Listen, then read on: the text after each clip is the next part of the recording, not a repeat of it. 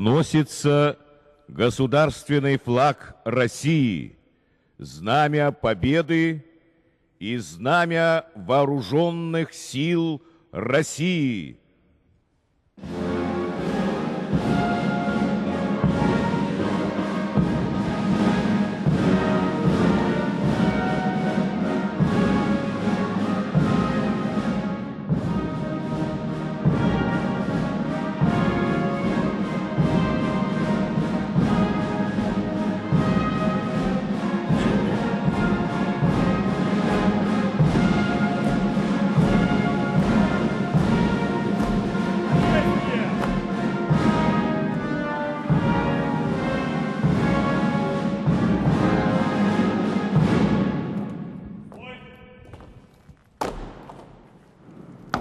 Вносятся грамоты о присвоении городам Владикавказу, Ельне, Ельцу, Малгобеку, Ржеву почетного звания «Город воинской славы».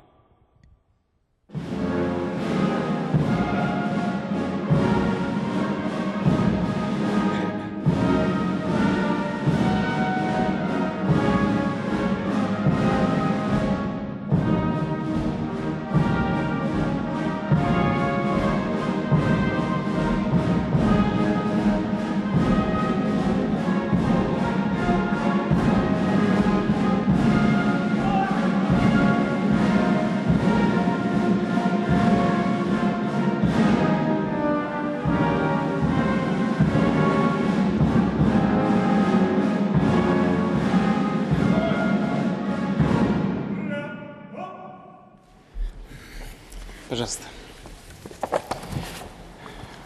Добрый день, дорогие друзья, уважаемые товарищи.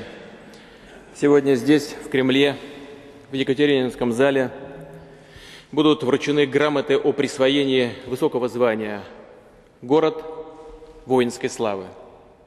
Этот почетный и долгожданные награды, эти долгожданные награды по праву удостоены такие города, как Владикавказ, Ельня, Елец, Малгобек, Ржев. На самых разных этапах нашей истории защитники этих городов, российские воины, проявили беспримерное мужество и героизм. Сегодня, 7 ноября, в день годовщины исторического парада на Красной площади, мы отдаем дань уважения всем, кто с оружием в руках боролся за честь и независимость Отечества. Бережно собирал и хранил память о ее защитниках, возрождал страну в трудные послевоенные годы. Всем, кто и в наши дни трудится для ее достоинства и блага. В череде тяжелых сражений и славных побед Великой Отечественной битва под Ельней имеет особое значение.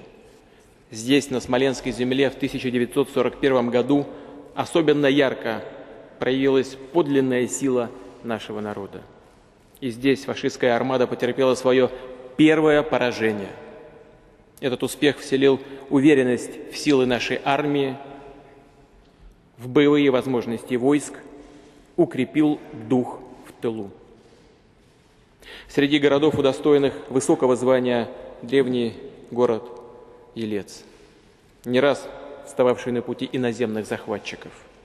Из истории известно, что когда в 1395 году город осадило несметное войско Тамерлана, на защиту Ельца вышли все его жители от мала до велика и ценой своей собственной жизни остановили продвижение врага вглубь русской земли. И во время Великой Отечественной Елец вновь показал, что достоин своей славной ратной истории. Его жители героически противостояли захватчикам. Бои под Ельцом стали одной из ярких страниц московского сражения. Мы также никогда не забудем битву на Ржевском рубеже, надолго задержавшую дивизии вермахта на подступах к столице. Благодаря стойкости и ценой огромных потерь защитники города не допустили второго наступления на Москву. Теперь несколько слов о Владикавказе, о Малгобеке В военной науке есть такое понятие, как перехват инициативы, то есть решительный перелом в вооруженной борьбе. И сражения за Владикавказ и Малгобек стали именно такими решающими событиями. С поражением элитных гитлеровских полчищ на Кавказе провалилась немецкая операция «Эдельвейс». Были спасены нефтяные промыслы страны. Войска Закавказского фронта сорвали планы врага, не позволили ему перебросить силы под Сталинград. Дорогие друзья, сегодня я хочу сказать самые теплые слова благодарности ветеранам Великой Отечественной войны, которые присутствуют в этом зале. Всей своей жизнью вы не раз доказывали, что наша страна всегда умела себя защитить и сплотиться, собраться в один кулак и перед общей бедой, и перед большой совместной работой. Эти вековые традиции – самое ценное, что перешло от вас к потомкам. И что, без сомнения, будет и дальше передаваться от одного поколения к другому. От всей души поздравляю всех фронтовиков и, конечно, жителей городов, удостоенных высокого статуса «Город воинской славы». Они получают его сегодня по полному праву, получают за свое славное прошлое и за нынешнее бережное и заботливое отношение к исторической памяти нашего народа. Поздравляю вас.